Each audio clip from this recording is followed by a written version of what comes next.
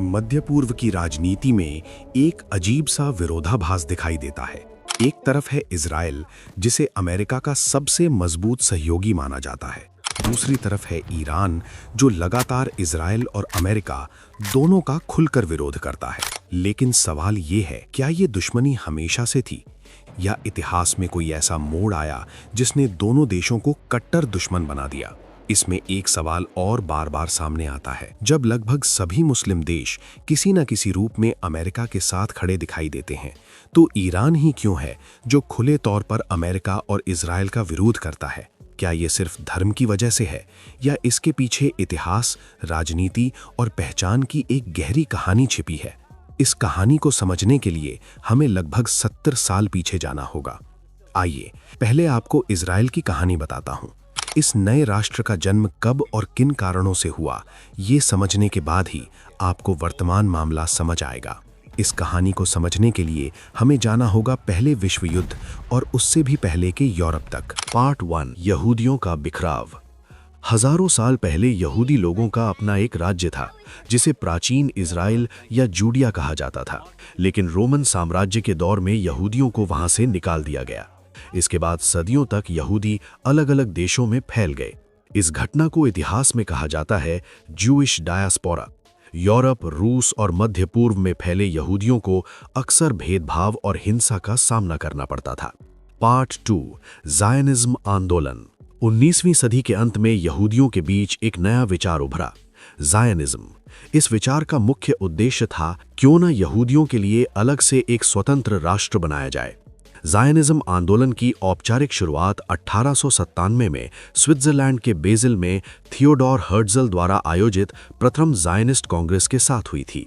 इस आंदोलन का मानना था कि यहूदी लोगों को सुरक्षित भविष्य के लिए अपनी ऐतिहासिक मातृभूमि फिलिस्तीन में वापस जाना चाहिए। यहाँ से उनको पहले निकाला गया था। उस समय फिलिस्तीन ऑटोमन साम्राज्य के नियंत्रण में था। पार्ट 3, ब्रिटेन का वादा। प्रथम विश्व युद्ध के दौरान ब्रिटेन ने एक महत्वपूर्ण घोषणा की, 1917 की बैलफोर घोषणा। इस घोषणा में ब्रिटेन ने फिलिस्तीन में यहूदियों के लिए राष्ट्रीय घर बनाने का समर्थन किया। पहले विश्व युद्ध के बाद खुद ऑटोमन साम्राज्य टूट गया, जिसका कभी फिलिस्तीन पर नियंत्रण था। स्वाभाविक, अब फिलिस्तीन का नियंत्रण ब्रिटेन के पास आ गया। इसके बाद बड़ी संख्या में यहूदी लोग यूरोप से फिलिस्तीन आने लगे। पार्ट 4, दूसरा विश्व युद्ध और होलोकॉस्ट। द्वितीय विश्व युद्ध ने इस मुद्दे को और तेज कर दिया, क्योंकि इस दौर में एक दिल दहला देने वाली घटना घटी। नाजी जर्मनी के शासक एडोल्फ हिटलर ने करीब 6 लाख यहूदियों की हत्या करवा दी। इस नरसंहार को इतिहास में कहा जाता है होलोकॉस्ट। इसके बाद दुनिया भर में यहूदियों के लिए एक सुरक्षित राष्ट्र बनाने की मांग और तेज हो गई। अब क्योंकि पहले फिलिस्तीन पर अरबों का नियंत्रण था, तो वहां पर अब अरब लोग भी बड़ी संख्या में बस गए थे। तो अब यहूदियों और अरब जनता में टकराव होना तय था। 1947 में संयुक्त राष्ट्र ने एक योजना प्रस्तावित की, फिलिस्तीन को 2 हिस्सों में बांटने की योजना। एक हिस्सा यहूदी राज्य यानी इजराइल और दूसरा हिस्सा अरब फिलिस्तीनी राज्य। लेकिन अरब देशों ने इस योजना को स्वीकार नहीं किया। इसके बावजूद 14 मई 1948 को इजराइल ने स्वतंत्रता की घोषणा कर दी। इसके तुरंत बाद मिस्र, जॉर्डन, सीरिया और अन्य अरब देशों ने इजराइल पर हमला कर दिया। ये था पहला अरब इजराइल युद्ध। लेकिन आश्चर्यजनक रूप से इजराइल इस युद्ध में जीत गया। उम्मीद है यहां तक की कहानी आपको समझ आ गई होगी। आइए अब ईरान पर आते हैं। 1979 से पहले का ईरान। आज ये सुनकर हैरानी होती है, लेकिन एक समय ऐसा भी था जब ईरान और इजराइल के संबंध खराब नहीं थे। 1950 से 1979 तक ईरान पर शासन था मोहम्मद रजा पहलवी का। वो एक पश्चिम समर्थक शासक थे और अमेरिका के करीबी सहयोगी थे। उस दौर में ईरान और इजराइल के बीच गुप्त सहयोग था। दोनों देश खुफिया जानकारी साझा करते थे। व्यापारिक संबंध भी मौजूद थे।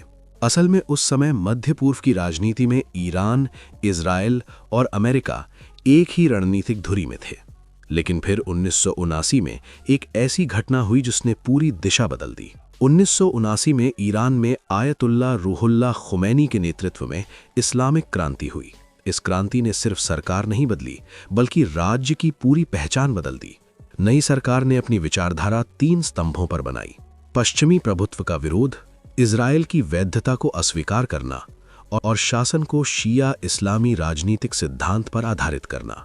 इसी के बाद ईरान ने इजराइल को अवैध राज्य कहना शुरू कर दिया। ईरान ने इजराइल के साथ सभी संबंध तोड़ दिए और खुले तौर पर फिलिस्तीन के समर्थन में खड़ा हो गया। यहीं से ईरान और इजराइल की दुश्मनी की शुरुआत हुई। लेकिन आप सोच रहे होंगे, अब अमेरिका इस संघर्ष में क्यों कूद गया है? इसके पीछे 3 मुख्य कारण हैं। पहला कारण है इजराइल के साथ रणनीतिक गठबंधन। द्वितीय विश्व युद्ध के बाद से अमेरिका इजराइल को मध्य पूर्व में अपना सबसे महत्वपूर्ण सहयोगी मानता है। दूसरा कारण है ईरान की परमाणु महत्वाकांक्षा। अमेरिका और इजराइल को डर है कि अगर ईरान परमाणु हथियार बना लेता है तो मध्य पूर्व का शक्ति संतुलन बदल जाएगा। तीसरा कारण है क्षेत्रीय शक्ति संतुलन। अमेरिका नहीं चाहता कि ईरान मध्य पूर्व में अत्यधिक शक्तिशाली बन जाए।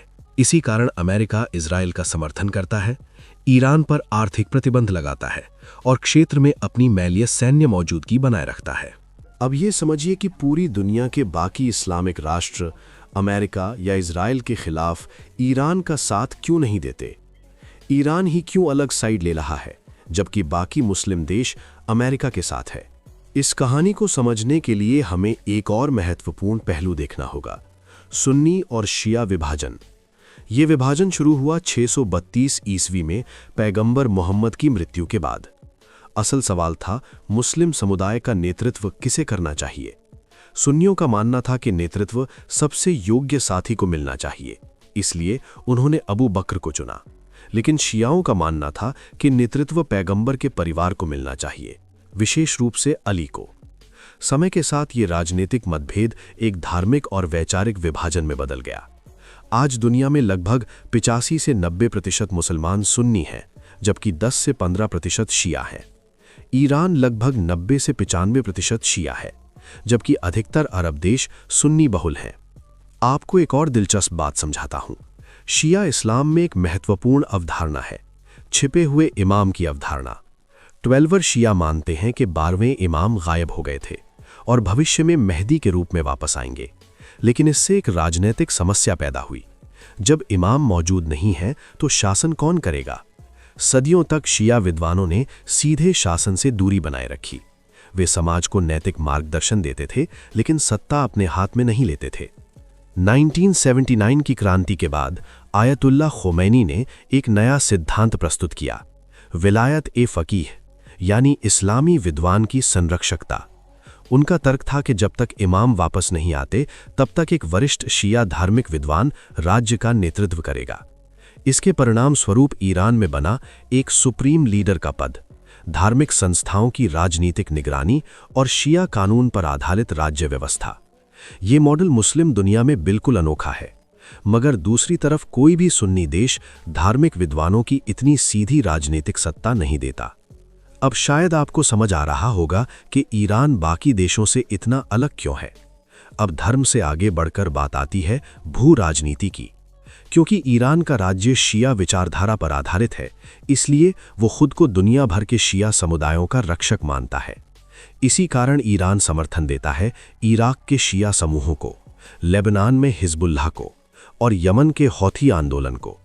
दूसरी ओर सुन्नी राजतंत्र, विशेष रूप से सऊदी अरब, इसे अपने लिए खतरे के रूप में देखते हैं। उन्हें लगता है कि ये उनकी वैधता को चुनौती देता है, सुन्नी प्रभुत्व को कमजोर कर सकता है और उनके देशों के भीतर अस्थिरता पैदा कर सकता है। इसलिए जो दिखता है कि ये सिर्फ सुन्नी बनाम शिया संघर्ष है, असल में वो है धर्म प्लस राजनीतिक वैधता प्लस क्षेत्रीय शक्ति की प्रतिस्पर्धा। एक और परत है सभ्यतागत पहचान। ईरान अरब नहीं है, वो है फारसी सभ्यता का देश, जिसकी भाषा फारसी है और जिसका साम्राज्यिक इतिहास इस्लाम से भी पुराना है। इसके विपरीत मध्य पूर्व के अधिकतर देश अरब हैं। इसलिए ईरान अलग दिखाई देता है, जातीय पहचान में, भाषा में, ऐतिहासिक स्मृति में और धार्मिक दृष्टिकोण में। अब सवाल आता है कि अगर इजराइल और अमेरिका के खिलाफ विरोध इतना मजबूत है तो बाकी मुस्लिम देश ऐसा क्यों नहीं करते? असल कारण धर्म नहीं बल्कि सत्ता की स्थिरता है। उदाहरण के लिए सऊदी अरब अमेरिका के साथ सुरक्षा साझेदारी रखता है और 1945 से तेल सुरक्षा समझौता चला रहा है। जॉर्डन एक छोटा और संसाधन गरीब देश है जो अमेरिकी सहायता पर निर्भर है।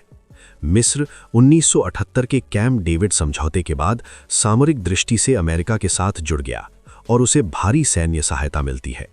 इन देशों की प्राथमिकता है राजनीतिक स्थिरता और आर्थिक सुरक्षा।